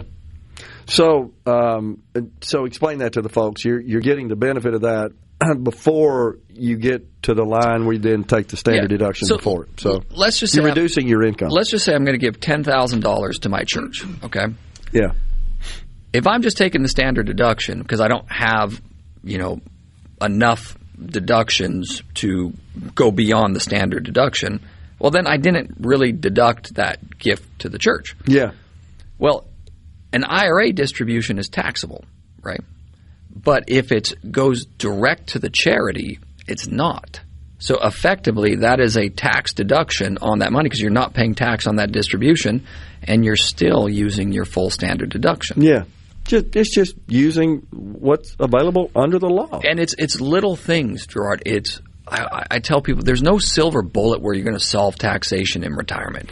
It's death by 1,000 cuts. It's little things, little decisions that add up over time. Absolutely. It makes perfect sense. So when somebody's entering the workforce, and let's say they go typically work for a company that offers a 401k instrument that they contribute to, their employer contributes to as well. I mean, that's the most typical approach, right, to building some assets that you have when you get ready to retire, when you get to retirement. Be aggressive and invest in Roth if you are young. And so explain the difference between a traditional IRA and a Roth IRA. It's a tax thing. So if you put it in a traditional, you're taking a tax deduction, okay? On the what contributions, on what you contributed, okay? So if I make $100,000 and I put 10% in, I'm only going to pay tax on $90,000. All right, so I took a tax deduction. That money is going to grow tax deferred, and then when I get to retirement and I start pulling money out, every dollar is taxable income to me. Yep. Well, if I put 10% into Roth, well, that I pay tax on the 100. But that $10,000 goes in, and it's going to grow completely tax-free, and I'm never going to pay tax on any of that money when I pull it out. Yep. You want to get to a place in retirement where you have tax diversity. Some Roth assets, some non-Roth assets, and it's a very customized calculation for each individual. But also think about it. If I'm young, I'm probably not at my peak earnings. Yeah. So that tax deduction is not that valuable to me. So pay the tax today when my tax brackets are low, and then I can start taking the deduction when I'm 45 and 50 and making good money. Yeah. No, that makes sense. And that's good advice. But the nuance of that, you sort of got to explain. A lot of folks don't know that. Well, a lot of people think that there's a limit of $7,500 on the Roth 401k. No, there's not. Right. You can put, if you're under 50, $24,500 into your Roth 401k. Yeah. It's the same limits as the traditional. Yeah. So what's the current wisdom with respect to allocating your investment capital among fixed income securities and traditional equities? It typically has been like a 60-40 rule, right? Balance. Yeah, so if you look at target date funds, let's just say, so everybody who has a 401k probably has some sort of a target date fund in there. If you look at the glide path, which means the allocation when you get to retirement, you're going to probably be around 45 to 55% stocks is kind of where most of the major target date funds are landing. Yeah. Now, that's a pretty good general place where when you're getting to retirement you probably want to be, but it might not be right. Your risk tolerance might not be able to stomach even having that much in stocks, or you might be behind and you might actually need to have a little bit more in the portfolio, a little bit more gas. So you really need to understand what that portfolio could do. Then you also need to understand what are my return requirements to make my financial plan actually run. Well, the good news is these fixed income securities, which certainly during the pandemic era were pretty depressed in terms of the returns, you get some pretty decent money now. Yields are great right now, so it's not like we're at a 1.5% 10-year Treasury anymore. You're actually getting paid to own fixed income, so you don't need to be quite as aggressive. Yeah, good point. Jeremy Nelson, the president of Element Wealth, has been our guest in the Element Wealth studio. Always good to talk to you, Jeremy. Thanks, Gerard. Coming right back. Stay with us.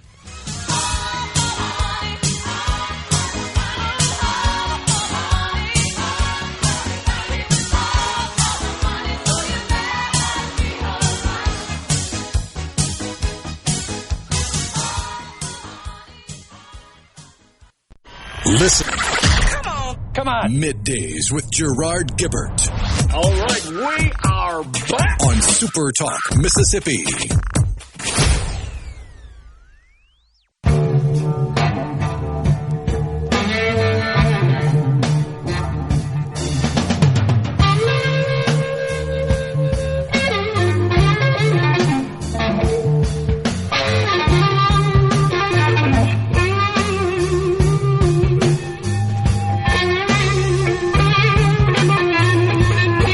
Welcome back, everyone. It's Middays from the Element Wealth studio.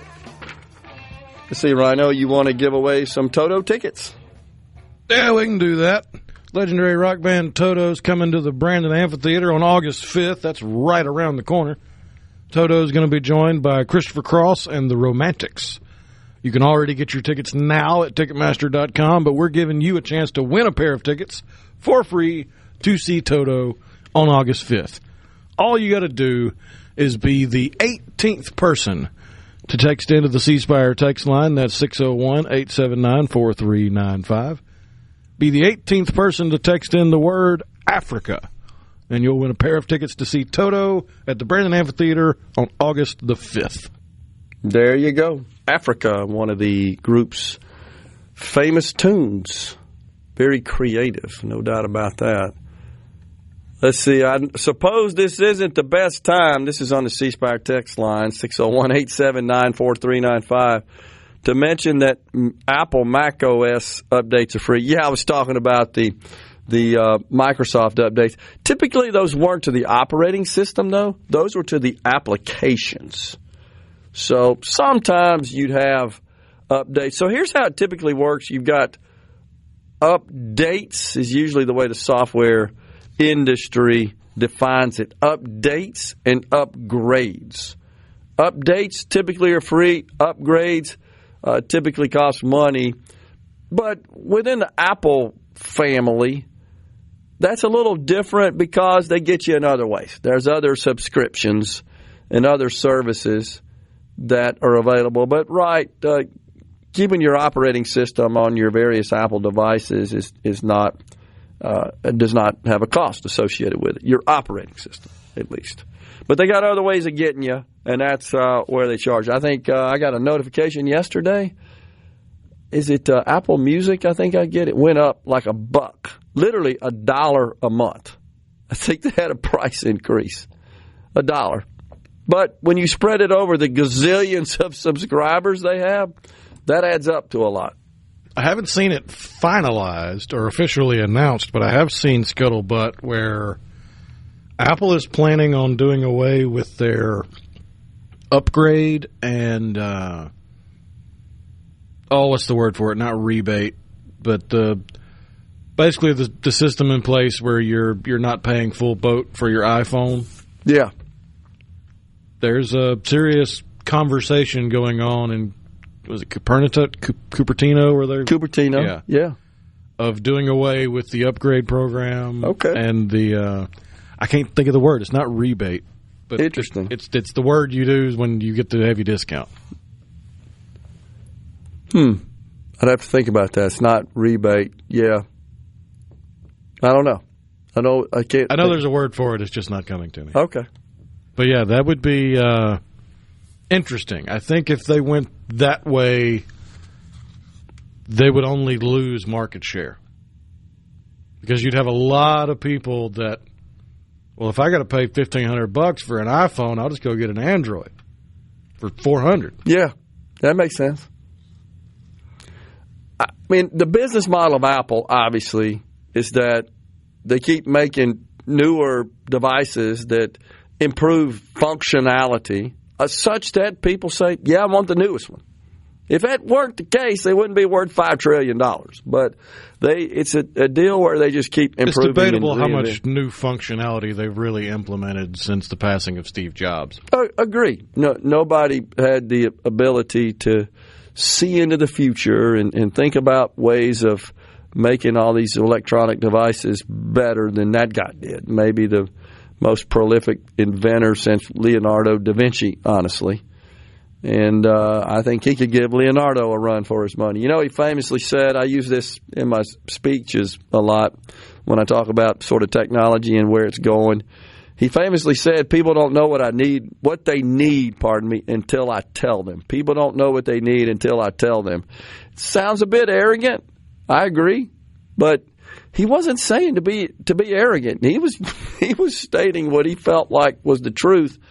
And when you think about just what he created, what he envisioned that's changed the world multiple times, I think he's right, honestly. Nobody else was thinking about that. He just had some unique God-given ability to just to imagine at a scale that the rest of us can't and aren't able to do, and produced a lot of good stuff. But ultimately, and I don't say this to demean the man in any way, but it was his confidence in his own intellect and intelligence that ultimately saw him suffering greatly at the end of his life. Yeah, that's exactly right. Because instead of going down the usual routes of treating the pancreatic cancer he was suffering from, he went on juice cleanses and meditated and went to sweat lodges and didn't really do a whole heck of a lot to help his cancer. So in that situation,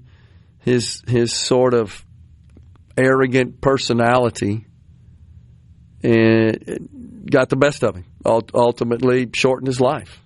Yeah, I hear you. I agree. And that's so I guess what you could say is, well, I mean, it's his life to live. That's right. But you could say, well, the asset he had was this ability to create all these devices and all this technology, all these tools that changed the world.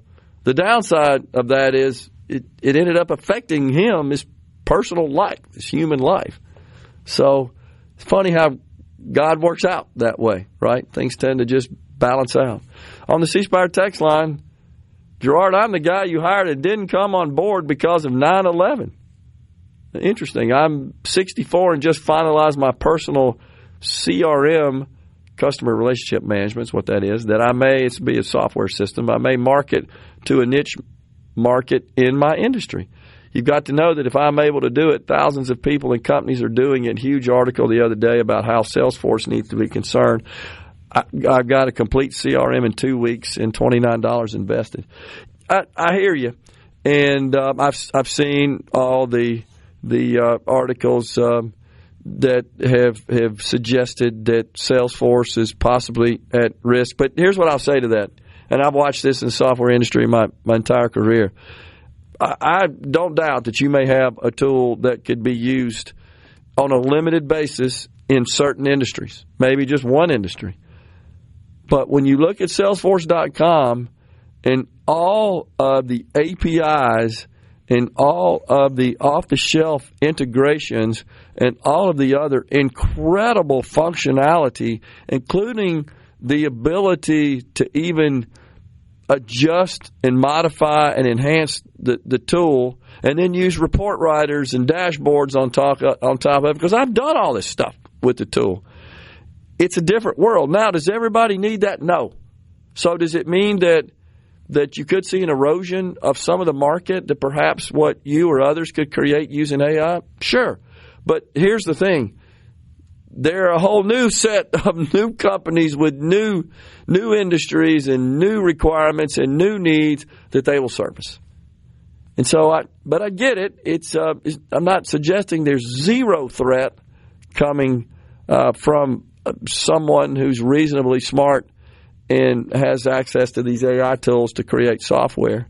But there's still just a lot more underneath the covers than that. Did we get a winner, Rhino, for the Toto? We did, just waiting to get their data.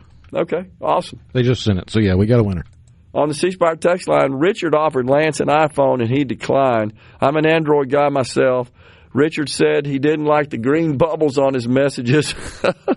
I miss him. Yeah, we do too.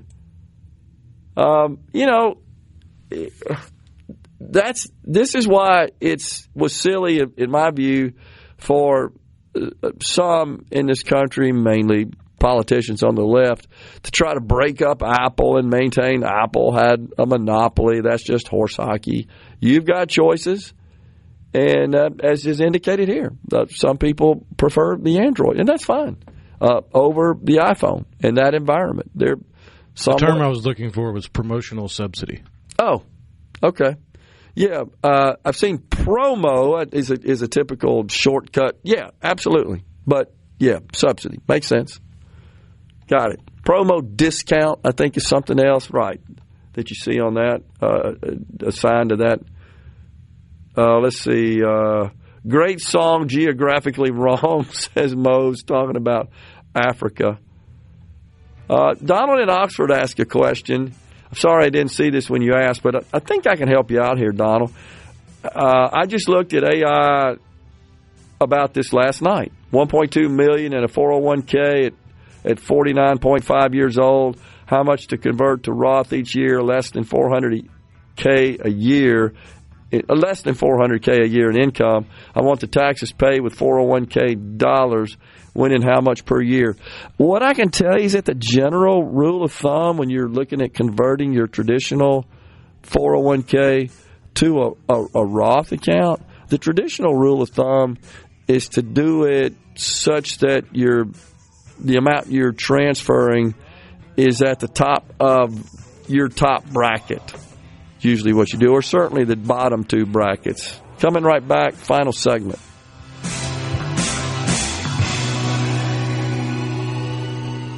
At Key Constructor. Middays with Gerard Gibert. What? This is so awesome. On SuperTalk, Mississippi.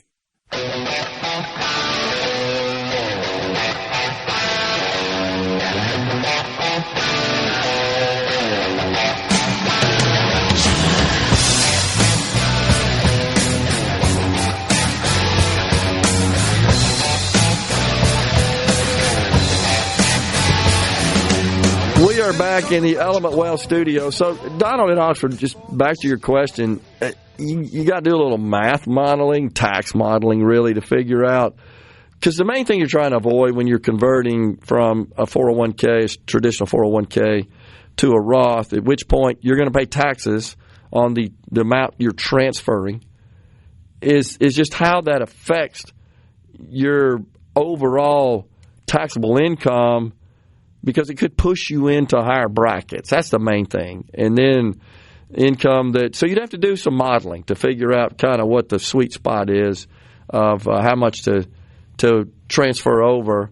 It could be a situation where, based on your non-transferred income, you're, say, at the low end of your highest bracket. And so you transfer enough to stay in that bracket, not changing. Otherwise, you bump some of your income into higher tax rates. So that's kind of the rule of thumb there on making those conversions. But that's a good problem to have, I would say, Rhino, if you've got that sort of situation. Gary in the Berg sent us something. Looks like we got a crash on 49 in Jones County. This happened a few days ago. Yeah, I don't know what to tell you about that, Gary. We have certainly mentioned that many times on the show about, I guess, issues on 59 and 49. I'm not doubting you. I know when I drive through that area, I don't see that. So I'm not sure exactly what's going on. Maybe I'm just not paying attention, just kind of staying at my standard of few miles, full disclosure, per hour over the speed limit. But what you trying to say? Gary drives like grandma? No, I mean I know that I see these reports of these accidents, and it's a problem that I feel like needs to be addressed. I'm not sure what the solution is. Of course, God forbid we suggest installation of flock cameras, right, as a deterrent. That would send everybody into orbit. Mo says, I still remember my bell and all the baby bells. You could move around the country and keep the same account. Yeah, the regional bell operating companies, as they were called, RBOCs. And, of course, deregulation changed all that many years ago. And back in the days when it was, I remember when it was South Central Bell, and then that converted into Bell South. The footprint changed. And then the RBOCs went away, and now it's all the various big carriers. But not even sure that matters a whole lot with respect to landline service, because certainly in a personal residence, not many people have landline service anymore. That's a good thing. That's an expense that technology eliminated. You used to have to pay for local service, and long distance, not anymore. You just spend that money on expensive smartphones and apps and subscriptions and all that stuff, I guess, right? Now it's to the point where you can tell the last time a house was remodeled if they still have a phone nook. Yeah, that's a good point. Yeah. Like my old apartment, they had a phone nook. Yeah. Never had a phone in it, ever. That was common. Just kind of collected junk. Yeah. Think about all the phone booths all over the sidewalks, right? What will we do today? How does Superman do that with a cell phone, with a smartphone? How does he change? There's no phone booths. Have to go into the restroom, I guess, right? As long as it's not the female restroom. Don't give Hollywood any ideas, I guess, right? We don't want to do that. Oh, man. So Scott and Raleigh said cost deferred. Not sure. I know you're talking probably about the conversion, right? No, they were trying to help us with the word I couldn't think of. Oh, the promo. Somebody said incentive and somebody said cost deferred, and the term they use in the cell phone industry is promotional subsidy. Right. So I know in the retail industry, it's promo discount, promo code, same thing. It's a promotion, marketing, yeah, trying to woo you into making some purchase and extending to you some sort of financial benefit to do so. Well, I mean, if you look at the model, you're signing a 2-year contract to get a free $1,500 phone. They're making that $1,500 back easily within that 2 years. Yeah, absolutely. And getting you on board, right? So, but that all came up because I was telling you there's a conversation going on at Apple to whether or not they want to do away with the upgrade program and the free phones through the carriers. Yeah. Well, it'd be a big deal. That's been the model for pretty much as long as smartphones have been out. I like to see when these big companies are vying for your business and they're competing and they're kind of just stomping each other out. You take this, you take that, and the consumer benefits. In the old days, I used to call that the elephant's ball. Just let them keep lifting the feet up and down and playing their little dance, and consumers win, in my view. Some folks have sent in, Jimbo and Gluckstadt, a couple of others have sent in that the forked stick I was talking about that's used to find water is called a divining rod. Okay, got that. Yeah, divining rod, dowsing rod, divination, Same dowsing, deal. Same thing. Out of here today. Dave filling in tomorrow. I'll be back with you on Monday. Stay safe, and God bless everyone.